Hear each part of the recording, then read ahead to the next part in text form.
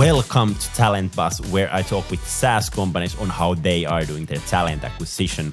In today's episode, I'm talking with Andrew Davies from Paddle, where he joined as a CMO. And we are discussing how they scaled their marketing team, what happened when Paddle bought ProfitWell, what happened to their marketing teams, and a lot more. And let's start from the starting situation. So what Andrew analyzes on the team when he joined Paddle? So the team at Paddle was one of the reasons I joined. There were some great people already on the marketing function and the leadership functions across the business. I think there's a few things that I looked at when joining Paddle. One of the things that was attractive in the marketing function is when you come in and start asking questions. This was before I joined. I was helping out in an advisory capacity. It's very easy for an external person to come with a whole bunch of new ideas and thoughts, and for there to be a bit of resistance, natural resistance to what is this person, saying and thinking that we haven't tried. And I came across a group of people in the marketing function who were really open arms towards new ideas and warm towards trying things in a different way, even if they perhaps tried them previously and they hadn't worked. And so I really loved that sense of hunger and humility. And that came from several people on the team that I spent good time with before joining. So then, on joining the business, really it's about understanding each person and their current remit, what they're doing, what their day job is. But more importantly to me, what they want their day job to be. What's the parts of their role that they feel in the biggest flow? What's the part of their role that they feel most productive, most alive doing? And any pathing that they want to see in their own life, things they want to take on, projects they want to take on, experiences they want to have, skills they want to learn. And then it's really important to make sure that you step back and not just look from a perspective of what's in front of us, but also what's ahead of us. And we've often used this phrase at Paddle over the last year or so. What's got us here won't take us there. And it was about having that conversation openly with the team that what's got us here is not going to take us there. And that was then about saying, okay, where are the gaps, whether in experience or skill, that we can go and close? And also, where are the gaps just in resourcing, where we have some good leaders and good people in the team, and they just haven't been guided and trusted with the resources yet to go and build out enough resource in their own teams, new hires in their own teams to get the job done we need to go and do. So that's just a few of the thoughts as I came on board. You mentioned regarding the team, and kind of it's important to understand like where they are right now, but even more important, where they are going, where they want to like really, really grow. Can you share a bit more on that? Like, in your experience, what's the best way on figuring that one out? Is just to talk with people and kind of really understand where they are going. Sure. So let's do some examples. Bianca, who is head of brand here at Paddle now, she joined the business as an event manager and came into this business 4 years before I did. 3.5 years before I did, and really trusted by Christian, the founder, CEO, trusted by the team, and had grown from an event manager to taking on social and PR and other things as well. But as well as taking on some extra remits, she's also really goes after learning and development and is constantly doing courses and reading books and learning about a broader spectrum of marketing. So that was very clear to me that not only was she trusted in the business and she carried the kind of the feel for our customer base and our market really close, that she'd already spread her wings outside of the remit she took on when she joined, and that she was actively trying to close any skills gaps and experiences gaps by doing courses and joining communities and learning. So, very clear that there would be a path ahead of her where she would be able to explore more leadership remits, maybe hire some more team members to take on some of the things she had initially done herself and now needed to delegate. And so it's looking for that type of kind of upwardly mobile person who is not just ambitious beyond their level of competency, but is ambitious, having delivered time and time again for the business and built that trust. Yeah. How big was the marketing team when you joined? So when I joined, I think it was around 10 people, but we also didn't have the BDRs within the marketing or product marketing within marketing. So we joined those two departments in, which obviously with the BDR teams that grew it significantly straight away. And the team was, had a few people on content. It had, a couple of Bianca on comms and Paula on demand gen, and had a few other people in their teams and around their teams.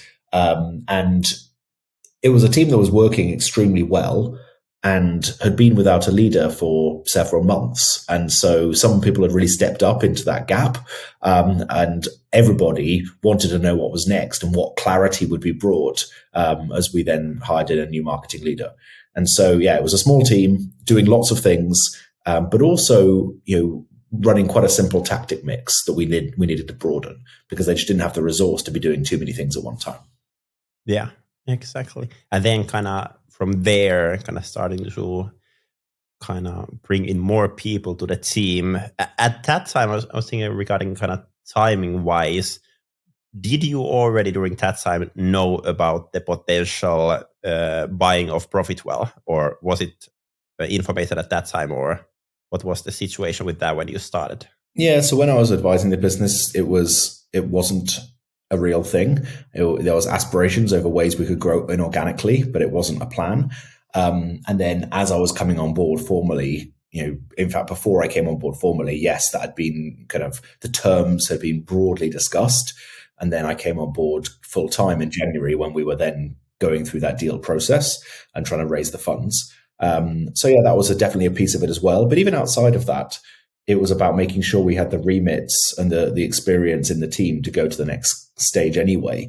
And because the ProfitWell acquisition couldn't be counted on as a certainty, we had to plan for our future independently in terms of the leaders we were bringing in, and then midstream start thinking about the talent and the people that they'd be bringing to the table if we managed to complete that acquisition. Like kind of when looking at the Paddle marketing team and kind of looking at who you should be kind of bringing in next, like how did you look at that one? Like, hey, we have some people on content, some people on demand generation, like who to bring in next? Like how did you kind of analyze the situation there? So from a couple of perspectives, firstly, there were some specific remits we did not have that I thought we needed to bring in. And so, for example, we didn't have anyone in customer marketing. We didn't have anyone kind of a go-to-market role, so liaising with product and sales closely in terms of sequencing all of the things we were doing together. And so those were two specific remits I brought in. Then it was, as I said, about filling out some of the team members' teams that were already here, so giving them the resource to go and fill their benches. And then there were, a couple of leadership appointments I made, but I was really careful about doing that. A, slowly. And B, thoughtfully and carefully in conjunction with the team, because I didn't want to come in and then sit new people on top of a team that had been performing well and had been, really loyal to this business. One remit I did go and hire for was a vice president of demand gen, who had been beyond our scale before. Because although we had some great people in our BDR leadership in Lily and our DG leadership in Paula, both of them haven't been in more scaled businesses. And so I really felt we needed somebody who had seen round the corner of the level of scale and complexity we were going to become, to be able to lead and guide that function. And so I did that. And then I also, it's not announced yet, but I'm about to bring on board a VP of product marketing, which is a role I've been trying to hire for since I joined. And so, part of it then was about structure, not just about personnel or positions. And it was quite a flat structure, which is fantastic when I joined, very small. But to go where we need to go, we needed to have some very specific remits crafted out. So really I formed a team, which is product marketing in the center, which this new leader on board will be taking point on. And we've had an interim leader in play, for the last 6 months who's done a fantastic job. And that includes product marketing, customer marketing, and web. Then around that, we've got our demand gen team. So including BDR and demand gen, which would be, email, ads, campaigning, etc. And then around that, we've got our brand and creative team. So brand and creative team are making sure we've got the position, the polish, the overall message, and the audience building. And then the demand gen team moving people at scale from our target accounts towards our core propositions. And then obviously PMM team describing our product, understanding our market, understanding our competitors, and owning the core.com. That's the structure that I kind of led towards. That wasn't really in my mind as a prescriptive thing as I walked in the door, but it's certainly kind of the natural state that I believe we are in as an organization that I crafted once I'd understood the people and the moving parts. Yeah. Can you share a bit more on kind of the structure part? Because I was like thinking like, what is the right timing to bring in those layers? Like, because you don't want to have a kind of 10-person team where you have 6 VPs.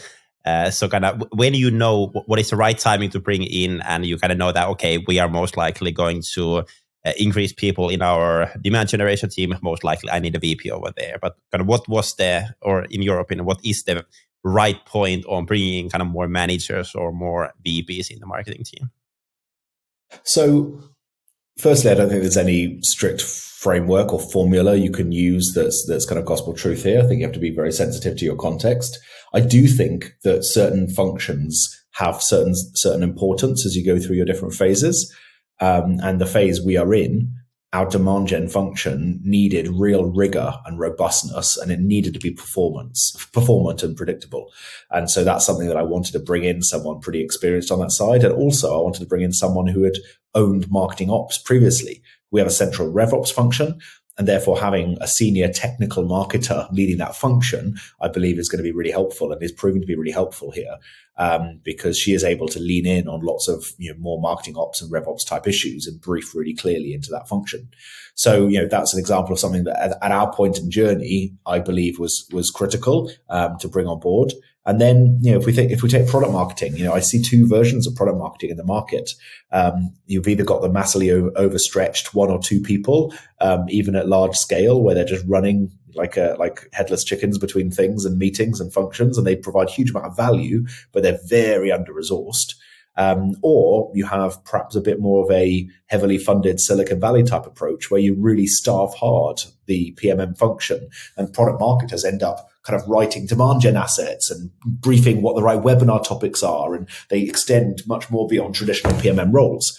And we were very much in the massively overstretched single one or two PMMs when I joined, and we're not far from that yet. We're building, but I do want to be a business who have a group of people who are very close to the customer, very close to the market, and that predominantly is the PMM function. And so that's why I've brought in a senior leader on that one too. So yeah, I think whatever job titles you call them, I think job titles often is a function of your own leveling, but also market expectations. It's hard to bring in senior people who have had those type of titles at other roles at other companies, and so you've got to be quite careful over that. But also over this last year, we've done a lot of work internally on our own leveling and definitions. And so we have a much better sense of when we bring people in, what level they would be on based on their experience and based on, what they're bringing to the table.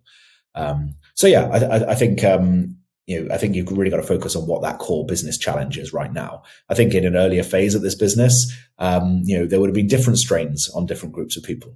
If we roll forwards, I believe that our self-serve channel is going to be of increased importance as people come and transact with Paddle without ever having talking to a sales rep.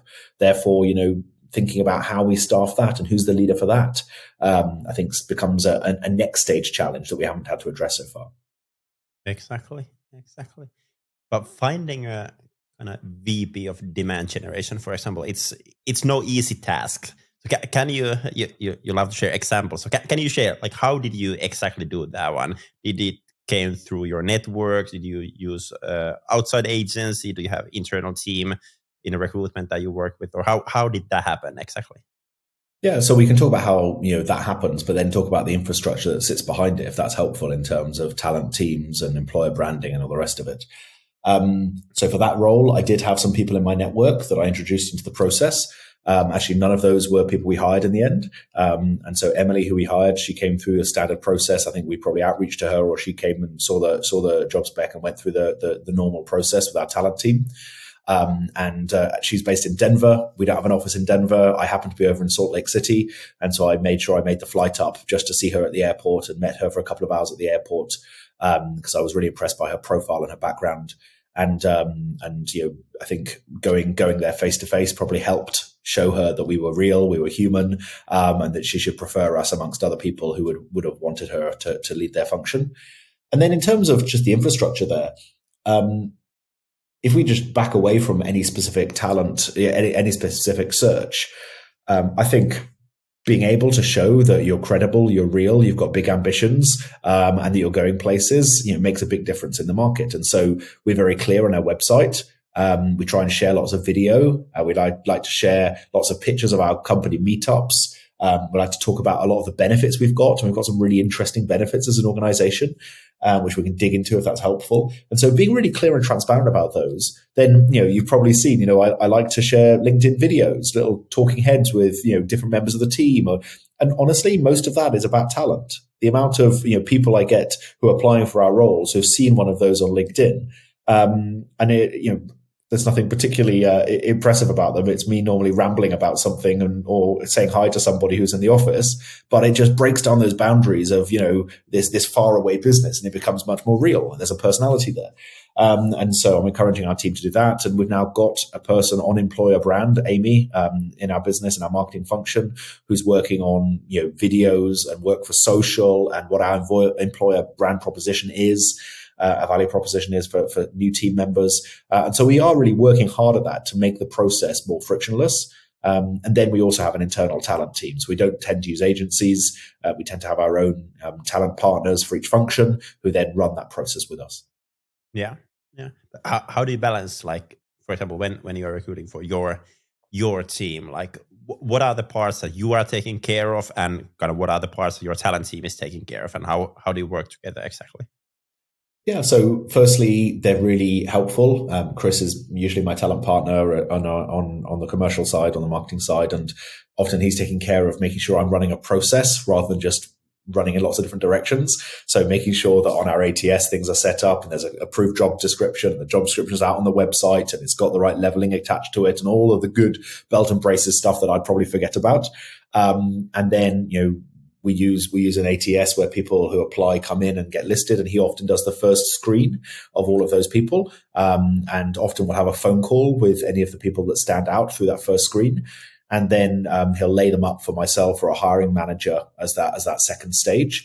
And then there's often usually we run a weekly or twice a week call with him on any role, where we're just looking at key candidates, trying to respond quickly when new people are coming in, making sure we're giving enough diary for him to get his job done fast, because often the blocker is on the hiring manager's diary, and making sure they've cleared enough room to actually have these interviews and have these processes.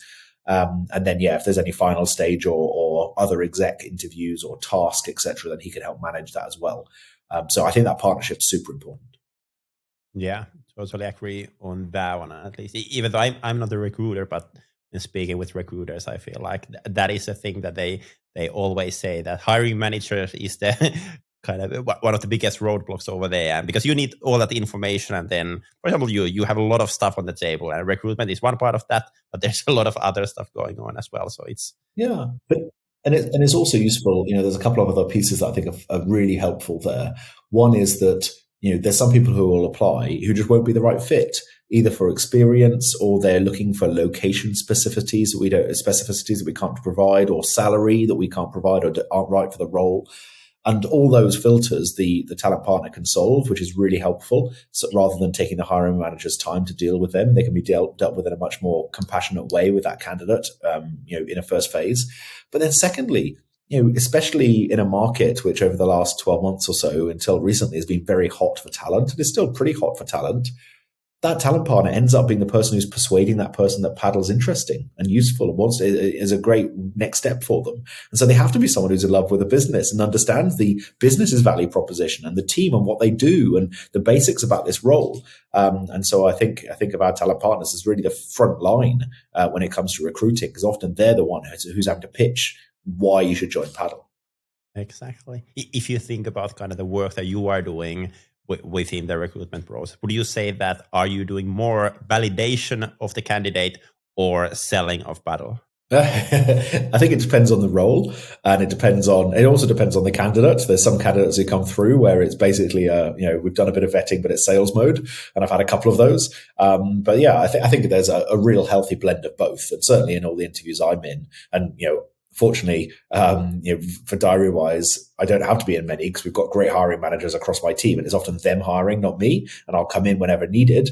But when I'm doing interviews, I always want to make sure that there's a good, healthy amount of time for them to ask any questions and for us to dig into Paddle rather than to be digging into a one-way interview. So yeah, I think that's a super important part of the process. And when I joined Paddle, yes, I had loads of questions I wanted answers to. There were loads of things I wanted to dig under the skin and understand what was going on. So I'm really sympathetic to that. Yeah, and I think one kind of hard thing that I've been personally kind of challenging on that one is kind of finding the balance between kind of selling the company, but then at the same time not overselling, because you kind of want to have the person in, but then you don't want to oversell, because then you end up in a situation someone joins and then they're like, hey, now I can join this cool company, and they are thinking a lot of things, and then reality hits them face like very hard, like, oh, this isn't at all what I thought. So finding balance between those is crucial. That's a great comment, right? I believe that we're doing the recruitment process wrong if that person has a shock on their first few days in the office or their first month in the office. Like we've got to hold ourselves to that standard that although I want them to join and I'm going to sell where I am, that I'm also showing a level of realism that means that there's not a, wow, this isn't what I signed up for. And I do believe that that is something that, especially in a hot market, people have got wrong. And we have to be really careful about.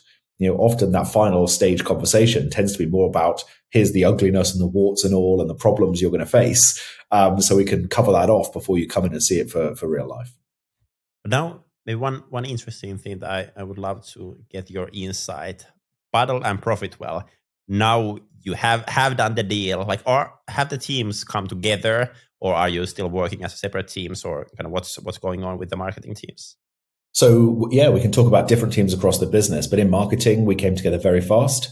If we just take the different functions, when it comes to the brand team, they started working together almost immediately. Brand and creative teams. So Dan Callahan, who led the team at ProfitWell, and Bianca, who led the team at Paddle. So that happened very, very fast.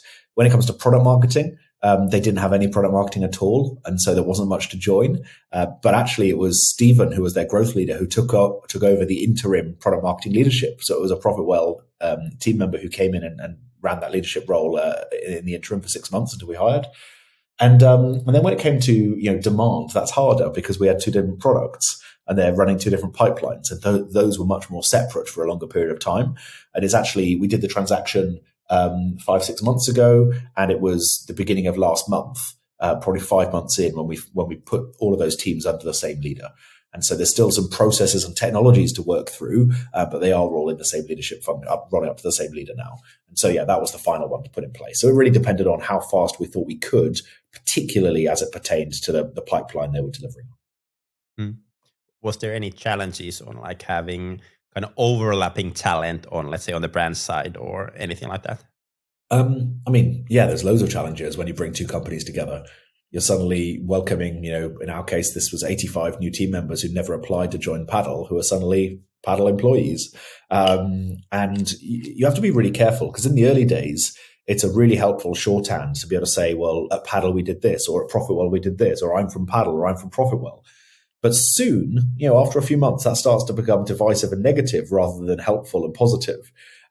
Because now it's about, we did it this way, you did it that way. And then it's about both teams walking out of the room and coming back in on the same side and coming back in looking to build a new one Paddle together.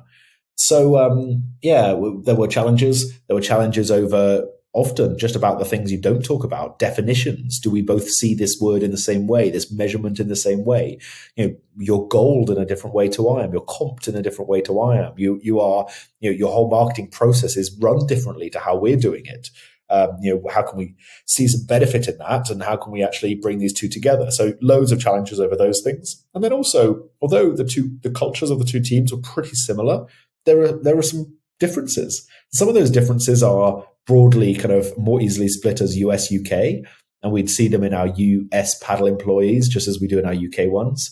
And ProfitWell was an entirely US business in terms of team. And some of them are, more nuanced based on that company's culture and how they did things and how they communicated. So yeah, we had lots of challenges to get through and work through there. And really my ask to the whole marketing function as we did the deal was for them to stay vocal, to keep talking about what was working and what wasn't working, and to stay positive, to make sure that they added that positivity into all of the and hope for the future into all of those challenges and chaos that they faced, and also was to stay flexible, just to be willing to keep changing as we went through that first chaotic few months. And I really all credit to the team. I'm really pleased to see that that was really the approach that every one of them took.